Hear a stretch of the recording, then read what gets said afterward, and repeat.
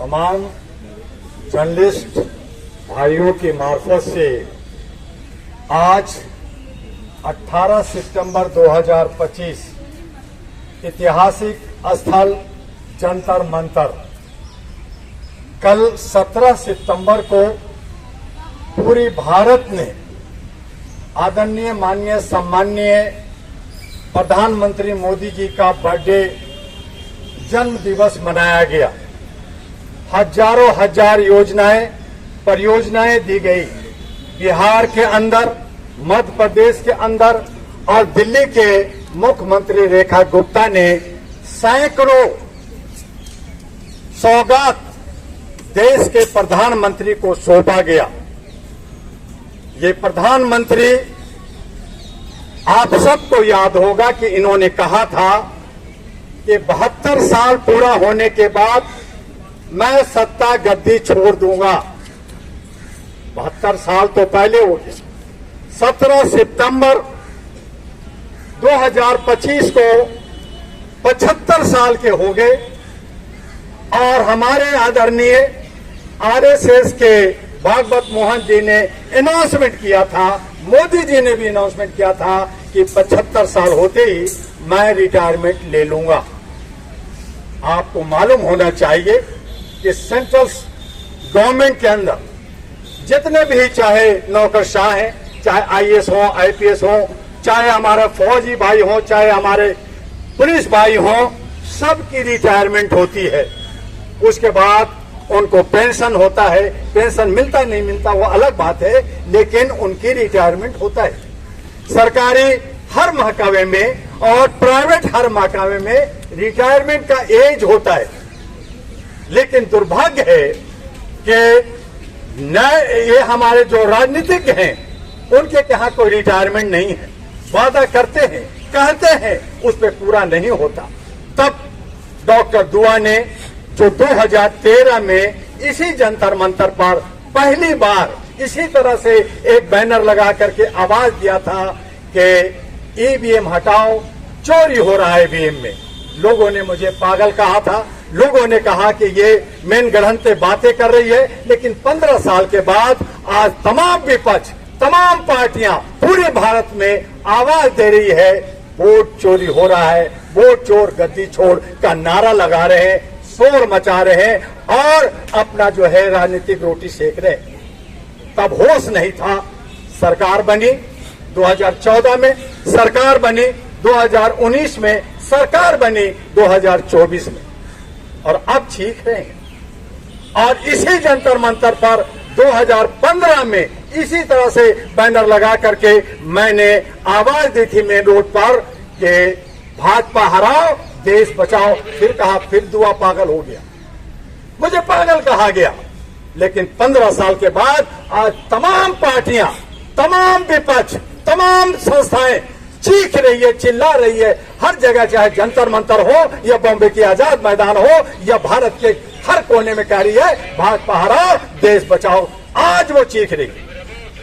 आज पहली बार पूरे भारत में जहां उनकी बर्थडे कल मनाया गया, आज उनका 75 साल पूरा हो गया, वादा वो पूरा करे। इसलिए आंशिक धरना डॉक्टर दुआ ने इसी ऐतिहासिक जंतर मंतर पे दिया कि मोदी जी आपका 75 साल हो गया, अब रिटायरमेंट लीजिए, आराम कीजिए। आपने कहा था झोला लेके आया हूं, झोला लेके जाऊंगा। मैं उन्हें झोला स्टेट बैंक ऑफ इंडिया की तरफ से एक झोला, एक मैं उनको हैट बहुत पहन करके सैनिकों के बीच में फोटो खिंचाते हैं, सेल्फी लेते हैं, इसलिए मैं उनको एक हैट देना चाहता हूं।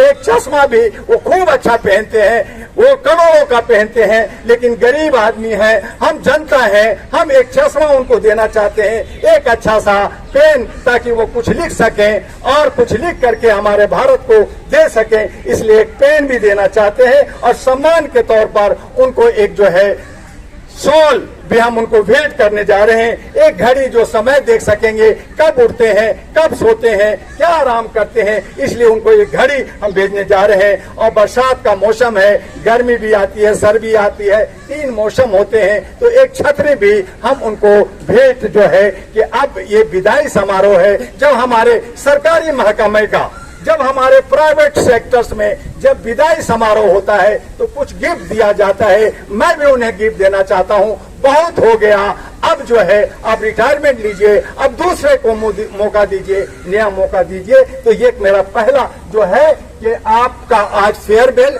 75 साल का, न सिर्फ मोदी जी का बल्कि आरएसएस के भागवत मोहन जी भी 75 साल के हो गए, नीतीश कुमार भी 75 साल के हो गए, कांग्रेस के खड़गे साहब भी 75 साल के हो गए, सोनिया गांधी भी 75 साल के हो गए। ये ऐसे एक नहीं, दर्जनों हमारे ऐसे जो हमारे विधायिका में हैं और हमारे ये जो गवर्न कर रहे हैं, इनको विदाई मैं देना चाहता हूं। ये सांकेतिक है, ये मैं बड़ा अच्छे से इसको पैक करके एक अच्छा सा पैकेट बना करके इन तमाम जो 75 साल के नेता हैं उनको मैं भेजूंगा और पूरी जांच पड़ताल के साथ भेजूंगा, पूरी सिक्योरिटी के साथ भेजूंगा, ताकि कहीं वो ये ना कहें कि मुझे कोई बम भेज दिया है, कोई ऐसी चीजें भेज दिया है। तो मैं इन्हें पूरा दिखा करके ही ये उनको फेयरवेल के हैसियत से भेजना चाहता हूँ। ये सांकेतिक शुरू किया है, अब ये शुरुआत पूरे भारत में होगा, हर जगह होगा। अभी मेरी बात लोगों की अटपटा लग रहा है, बुरा लगेगा कि ये क्या कह रहे हैं, देश के प्रधानमंत्री को ये फेयरवेल देने जा रहे हैं, लेकिन फेयरवेल तो देना ही पड़ेगा। जब जा रहे हैं तो कुछ गिफ्ट देना होगा, हमें एक थैला देना होगा, क्योंकि थैले में जो भी समेट के लिए जाना है वो जा सके। 35 साल उन्होंने भीख मांगा है, 35 साल वो जो जंगलों में घूमे हैं, 30-35 साल उन्होंने चाय बेचा है, तो इस तरह से उनका तो 100 साल से ऊपर उम्र हो जाता है। लेकिन अभी हम 75 साल जो उनका बायोलॉजिकल है, हालांकि वो बायोलॉजिकल अपने को नहीं मानते हैं, वो कहते हैं कि मैं जो है विष्णु का अवतार हूँ, मैं तो ऊपर से आया हूँ। फिर वो रोते हैं, कुछ लोग गालियां देते हैं, माँ को गाली दिया, उसने दिया, तो फिर आप बायोलॉजिकल खुद ही प्रूफ करें, तो कितना जुमलाबाजी चलेगा। न हमारे नौजवानों को रोजगार 2 करोड़ मिला, ना हमें 15 लाख मिला, क्या पता इंटरेस्ट जोड़ करके वो 15 करोड़ देने की तैयारी कर रहा हूँ। योजना पर योजना हो रहा है। इसी बिहार में कल उन्होंने हजारों योजनाओं की घोषणा की, लेकिन 1 साल पहले जो घोषणा की थी वो एक भी काम नहीं हुआ। उन्होंने 6 सिटी को कहा था मैं स्मार्ट सिटी बना दूंगा, उन्होंने कहा था बुलेट ला दूंगा, उन्होंने पता नहीं क्या क्या वादाएं की, उन्होंने कहा पेट्रोल 35 रुपए कर दूंगा, मैं महंगाई 20-30 रुपया ले आऊंगा। क्या कुछ हुआ, क्या कुछ मिला, ये जनता जानती है। लेकिन क्या है कि लोग आरक्षण मांगते हैं, कुछ हिस्सा मांगते हैं, कुछ अधिकार मांगते हैं, लेकिन जो मुख्य मुद्दा है जिस पे हमें संविधान को बचाने की जरूरत है, आज हमें जरूरत है कि आज हमारा जो लोकतंत्र है वो कैसे बचेगा, उसके अंदर अधिकार और न्याय, जस्टिस कैसे मिलेगा, इस पे कोई बात नहीं करता।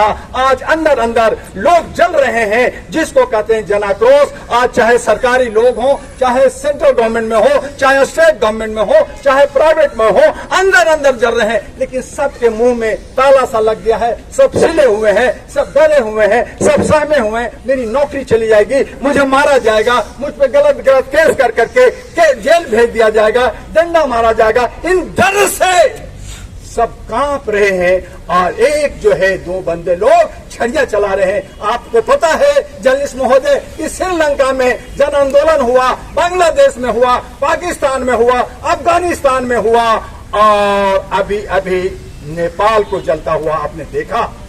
अगर यही हालत जो अंदर अंदर जल रहा है, ये ज्वालामुखी, ये भूकंप अगर उफान पड़ा, आज तो मैं अकेला हूँ, आज तो मैं अकेला आवाज दे रहा हूँ, उन साथियों के साथ दे रहा हूँ, लेकिन यही उफान अगर भारत में निकल गया तो हमारा सैनिक कितना है, हमारा पुलिस कितना है जो वो संभाल पाएंगे। जिस तरह से अंग्रेज सिर्फ 5 से 10 हजार लोग थे और हमारे ही भारत के सारे सैनिक थे।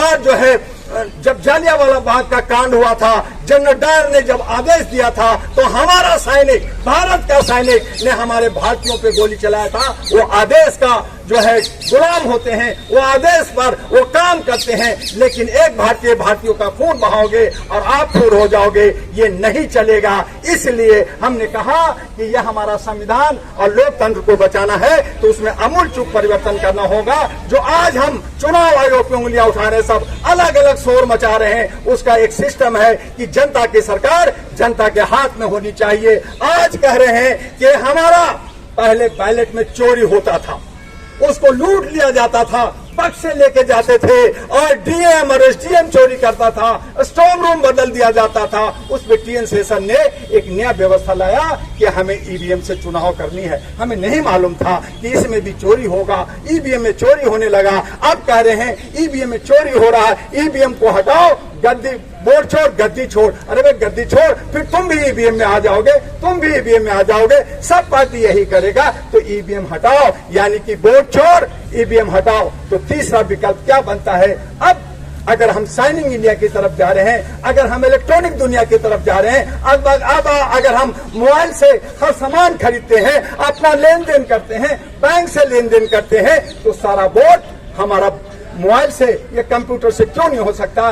एक स्क्रीन ऐसे ही लग जाएगा और उसके अंदर जब वोट पड़ेगा तो एक चेहरा भी आएगा, नंबर भी आएगा, कोड भी आएगा और उसकी पहचान होगी। उससे हमारा खुल्लम खुल्ला मतों का हिसाब होगा, उसमें कम खर्च होगा, उसमें बहुत सारे बहस की जरूरत होगी। और जो आज राहुल गांधी जगह जगह कह रहे हैं कि एक व्यक्ति 100 वोट दे रहा है, एक व्यक्ति एक घर के अंदर 500 लोग रहते हैं, एक एड्रेस पे 0 घर दिखाते हैं, वो सारी समस्या अगर हम डिजिटल में जाएंगे तो वो सारी समस्या एक साथ फुर हो जाएगा। लेकिन समस्या का समाधान लोग नहीं ढूंढते, लोगों को गुमराह करते हैं, लोगों को आवाज देते हैं। कल कांग्रेस चोर था, आज कांग्रेस अच्छा दिख रहा है, कल बीजेपी चोर था, आज अच्छा दिख रहा है। तो यही चट्टे बट्टे, एक थाली के चट्टे बट्टे, चाहे कांग्रेस हो, चाहे बीजेपी हो, चाहे अन्य क्षेत्रीय पार्टी हो, ये सब देश को लूट रहे हैं, सबको गुमराह कर रहे हैं। और जनता के बीच में जो हमारे नौकरी करने वाले हैं, वो अपना घर परिवार चलाना चाहते हैं,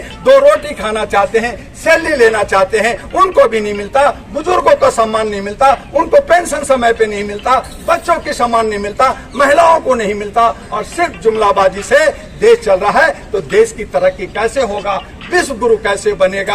आप सोने की चिड़िया कैसे बनेंगे? इन तमाम चीजों को लेकर हम लोग जो है इस बात को कर रहे हैं कि हमारा जो है कि एक नया विकल्प, नया अल्टरनेटिव, एक नया विकल्प लाना होगा। और वो नया विकल्प क्या होगा कि सबसे पहले हमें मानवता को कायम करना होगा। No caste, no colour, no religion, no कोई किसी तरह का डिस्ट्रीब्यूशन होगा, सभी एक होंगे, समानता के साथ मानवीय मूल्यों को, इंसानियत और ह्यूमैनिटी को कायम करना होगा। जो आज नफरत की बाजार है, जो एक दूसरे को लड़ाते हैं, उसको खत्म करना होगा, तभी देश की तरक्की करेगी। दूसरा उसमें है कि हमारा जो पॉलिटिकल जो सिस्टम है उसमें पॉलिटिकल अमेंडमेंट एक्ट होनी चाहिए, जिसमें जो है चुनाव आयोग जो मनमानी करती है वो नहीं कर सके और जनता द्वारा हो सके। और जहां तक ये फ्री का रेवड़ी बांटने का सारा नेता लोग करते हैं, वो सब उसका एफिडेविट नहीं भरते। हाईकोर्ट सुप्रीम कोर्ट से एफिडेविट भरे कि मेरी ये एजेंडा है, ये मैं पूरा करूंगा, अगर नहीं करूंगा तो मेरी सदस्यता जाएगी, मैं जो है हमेशा के लिए जो है अयोग्य हो जाऊंगा, चुनाव नहीं लड़ूंगा, मेरी चल संपत्ति जब्त हो गई। ऐसा कोई नहीं कहता, सब जुमलाबाजी करता है, चुनाव के बाद में कहता है ये चुनावी स्टंट था। इस तरह से पब्लिक झूठा बनता है। अगर मुफ्त में देना है तो हमारे नौजवानों को आप जो है शिक्षा मुफ्त में कर दो, करोड़ों अरबों रुपया जो लूट हो रहा है एजुकेशन पे वो बंद हो जाएगा। आपको अगर लगता है तो भारत के तमाम जनता को जो है स्वास्थ्य फ्री कर दो। दवाइयों में जो चोरी हो रही है, 1 रुपया की दवाई 10,000 में बेचा जा रहा है, सारे मेडिकल में लूट हो रहा है, वो सब बंद हो जाएगा। मेरा स्वास्थ्य ठीक होगा, मेरा जहन, मेरा जो एजुकेशन होगा, मेरा मानसिक संतुलन ठीक होगा, तो हम कमा खा लेंगे और हम आत्मनिर्भर हो जाएंगे और देश आगे बढ़ जाएगा। लेकिन मुख्य मुद्दा को खत्म कर करके मैं थोड़ा बिजली दे दूंगा, उसमें चोरी, मैं थोड़ा पानी दे दूंगा, मैं तुम्हें स्कूटर दे दूंगा, मैं तुम्हें लैपटॉप दूंगा, तो इस तरह का हमें जो है मुफ्तखोरी करके चावल दे दूंगा, ये दे दूंगा, इस तरह से हमें भिखमंगा बनाया जा रहा है और हमारी मानसिक गुलाम बनाया जा रहा है और हमें इस हालात में पैदा कर दिया जा रहा है कि हम कुछ नहीं करेंगे और अगर नहीं मिलेगा तो चोरी करेंगे, डकैती करेंगे, राहजनी करेंगे, एक दूसरे को मारेंगे और पीटेंगे और फिर कहेंगे कि हमारा सिक्योरिटी नकारा है, वो कुछ नहीं कर रहा, लाइन एंड ऑर्डर बिगड़ गया है। चूंकि आपने सिस्टम ऐसा गलत कर दिया, लाइन एंड ऑर्डर तो बिगड़ेगा ही और ऐसा लाइन एंड ऑर्डर बिगड़ेगा जो नेपाल में बिगड़ा, अगर भारत में बिगड़ा तो आप देखते रह जाएंगे, कोई संभालने वाला नहीं होगा। इसलिए डॉक्टर दुआ का कहना है कि इन्हीं जो हमारा आंशिक है इसको हमें पॉलिटिकल अमेंडमेंट एक्ट पॉलिटिकल में भी बदलना होगा। हमें जो है एक सामाजिक सरोकार में और जो संस्कृति सरोकार है उन सब से एक दूसरे से जुड़े होते हैं और जब तक हमारा विधायिका ठीक नहीं होगा तब तक न्यायपालिका, मैं न्यायपालिका में 40 साल से लगातार काम कर रहा हूं, मैं नालसन सुप्रीम कोर्ट से जुड़ा हुआ हूं, मैं जानता हूं कि वहां कितनी गंदगियां फैली हैं। क्यों फैली है? क्योंकि हमारा विधायिका गलत है। अगर विधायिका ठीक होगा तो न्यायपालिका ठीक होगा, अगर विधायिका ठीक होगा तो कार्यपालिका ठीक होगा, अगर विधायिका ठीक होगा तो हमारी जो स्ट्रीम मीडिया, जिसको गोदी मीडिया कहते हैं, पेड मीडिया कहते हैं, आज अगर मैं 1 करोड़ 2 करोड़ रुपया खर्च करता तो आप देखते हैं कि यहाँ पे हजारों मीडिया की भीड़ लगी होती। लोगों को कहते हैं आपको खाना खूब खिलाएंगे, खूब बिरयानी खिलाएंगे,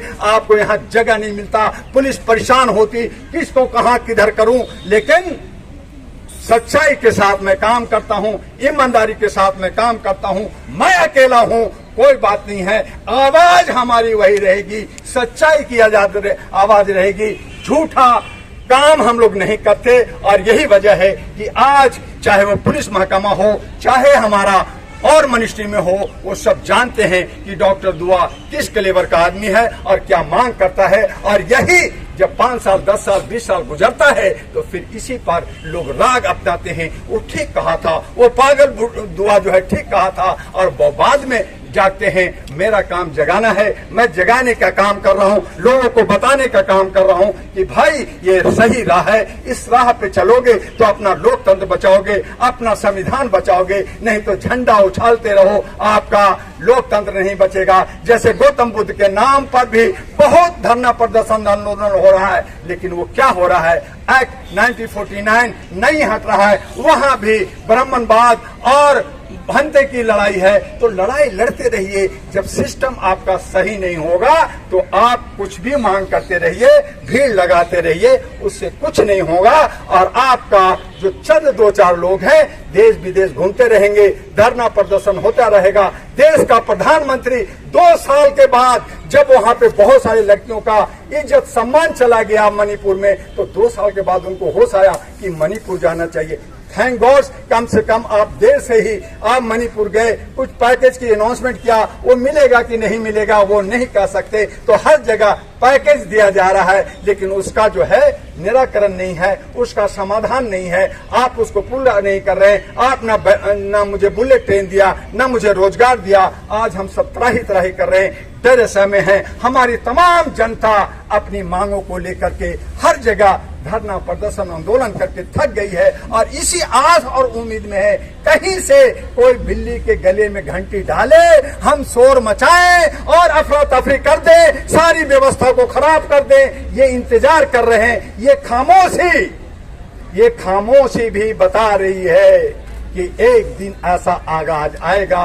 ये खामोशी, ये शांति ये बता रही है कि एक दिन जन क्रांति होगा।